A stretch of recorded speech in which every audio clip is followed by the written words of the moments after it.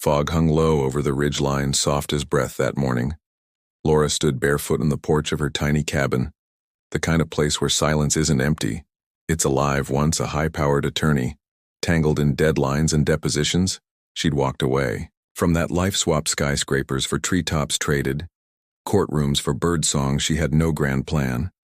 Just a camera, a second-hand truck, and a deep aching need for something real. Nature had become her quiet religion, each trail a kind of prayer. And then, one day it happened at the edge of her property, barely visible. Through the trees was a bobcat wild shy watching. It wasn't the kind of animal you expected to hang around humans, but there it was day after day, just a little closer as the first frost crept in. Laura left out a scrap of food.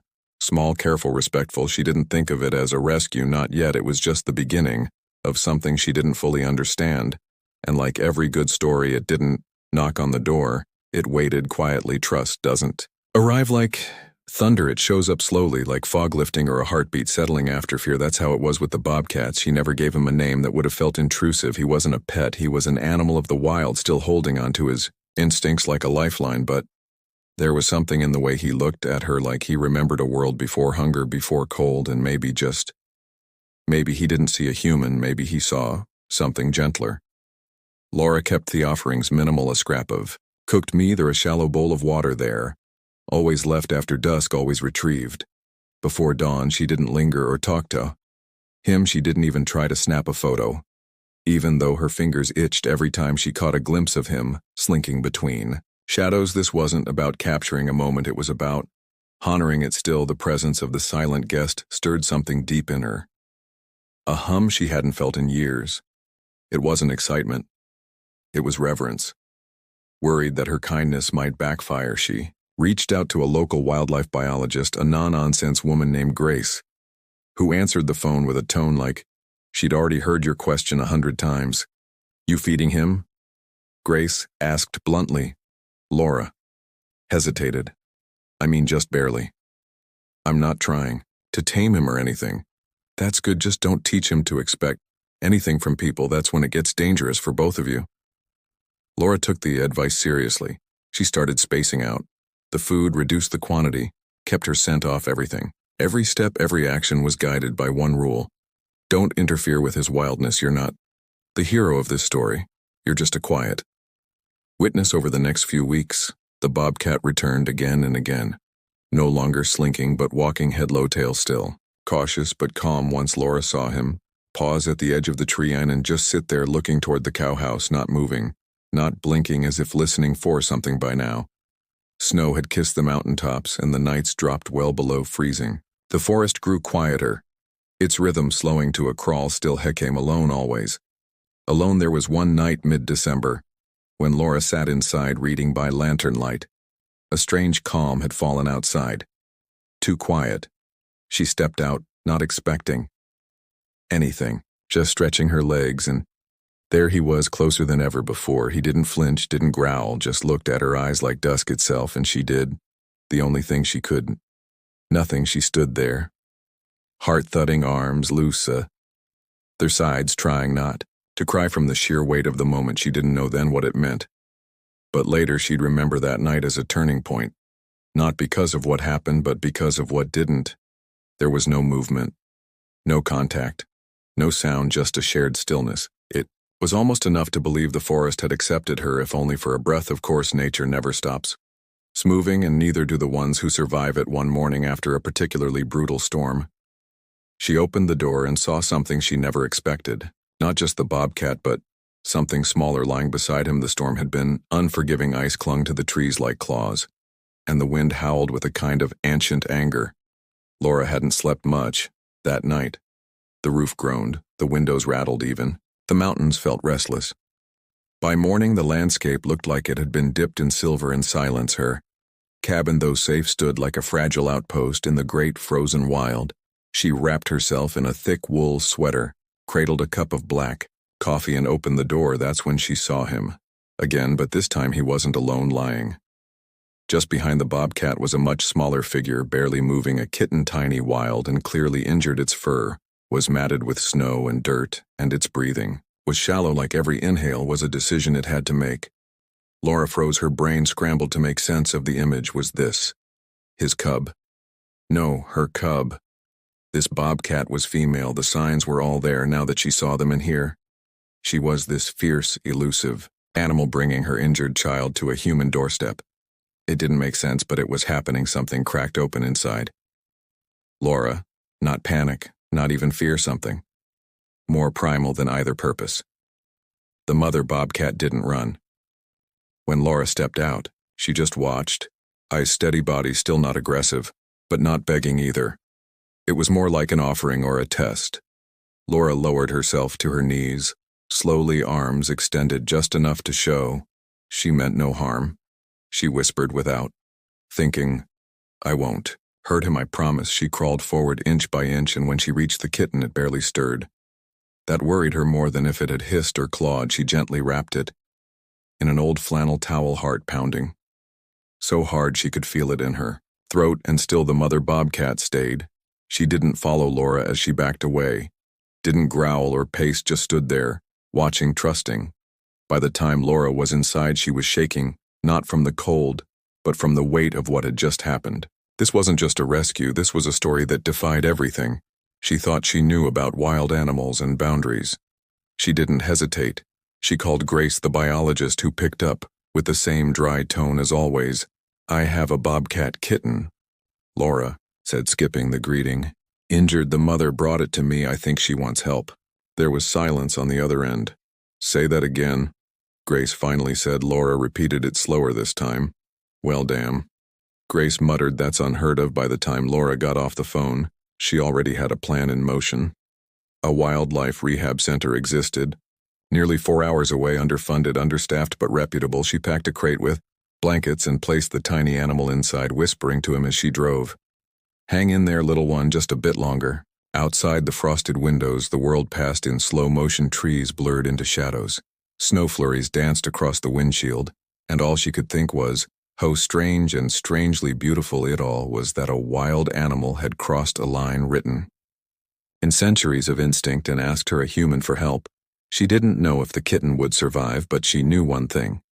She wasn't going to let him go without a fight. The drive to the rehab center felt like a strange kind of pilgrimage. 4 hours of winding roads, white silence, and a fragile life tucked in a crate on the passenger seat. Laura checked on the kitten, constantly whispering little reassurances, as if the sound of her voice could stitch his breath back together. At one point she reached over gently and touched the towel he was wrapped in. It was warm, barely, but it was something. By the time she pulled into the gravel driveway of the wildlife center, her hands were numb, not from the cold, but from holding so much fear without letting it spill. The building was modest, a weathered structure surrounded by fences with the smell of pine and antiseptic in the air. A faded sign read, Mountain Haven Wildlife Rescue. Inside, the staff moved quickly but with calm. They didn't ask unnecessary questions. One glance at the kitten, and they were already in motion. "He's young," said a vet named Julie, brushing a streak of dirt from his fur. 6, maybe 7 weeks, dehydrated, multiple lacerations, one paw's infected. "Lucky you brought him when you did." Lucky, the word hit differently. Laura thought of the bobcat mother, how she hadn't flinched as her kitten was taken away. That wasn't luck, that was a choice, a wild, impossible, heartbreaking choice. Laura stayed at the center for several hours. She paced, sat, paced again. Eventually, Julie returned with update. "She's stable. We've got antibiotics, started fluids going in. We'll monitor the paw, see how it responds, before deciding on surgery." Laura exhaled, only then did she realize how tightly she'd been holding her breath over the next few weeks. Laura made the drive again and again, sometimes with supplies, sometimes just to see him. The staff had started calling him Kota, anime meaning friend. It stuck. Kota responded slowly to treatment. His tiny body fought hard.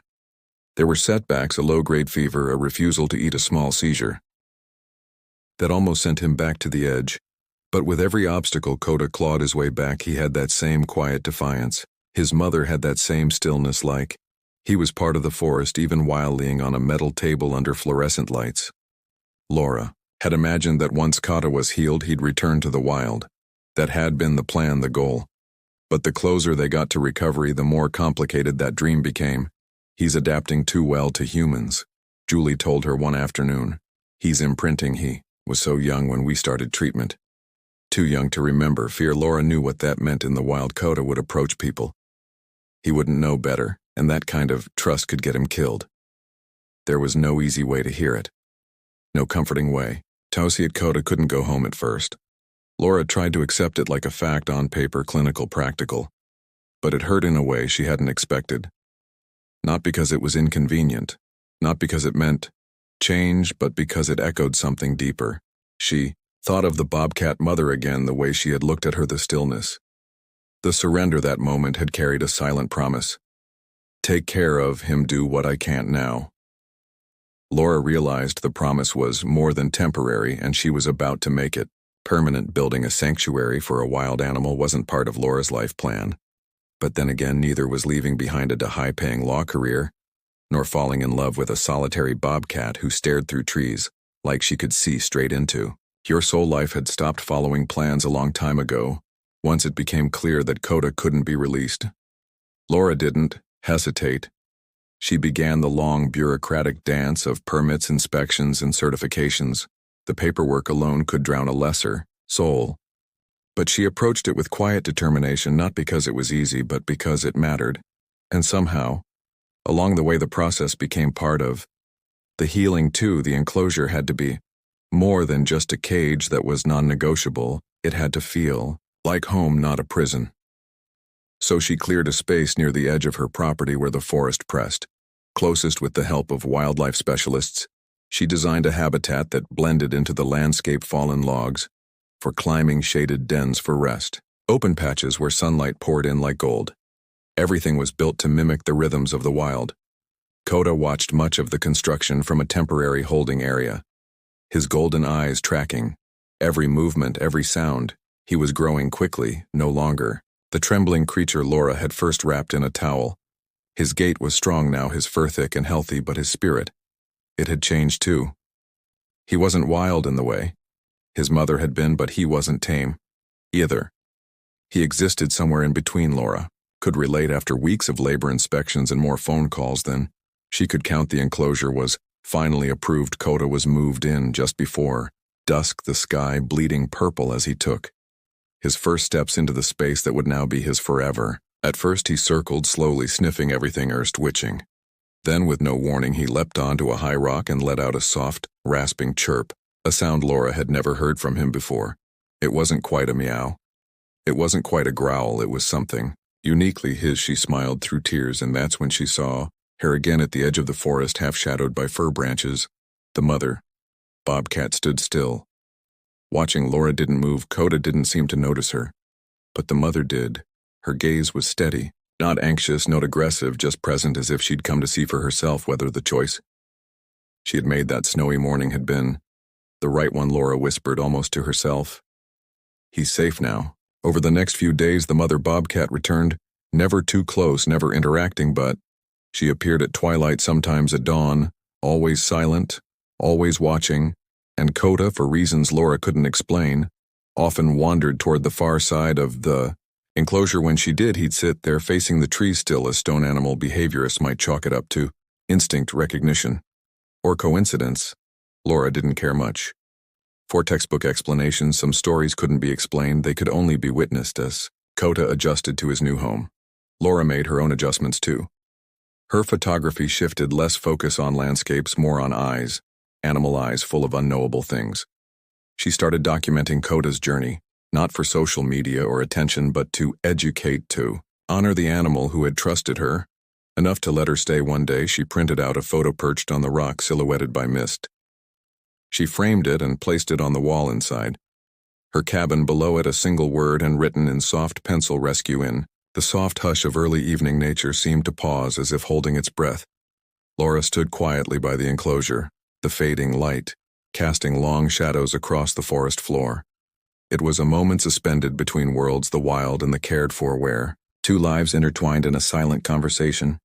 Beyond words, on the other side of Themish, the mother Bobcat appeared once more, her gaze locked with Coda's, who sat still, eyes reflecting the dimming sky. Neither moved, yet the air between them vibrated with unspoken understanding. This was not a reunion of the ordinary kind, but a bridge formed by trust, sacrifice, and a profound bond that defied human logic.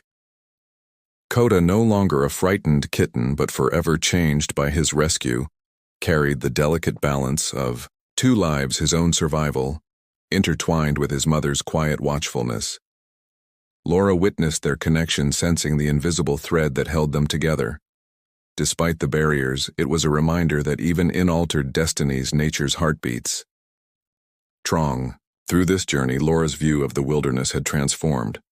The rescue was not merely about saving a life, it was about embracing responsibility, compassion, and the fragile relationship between humans and animals.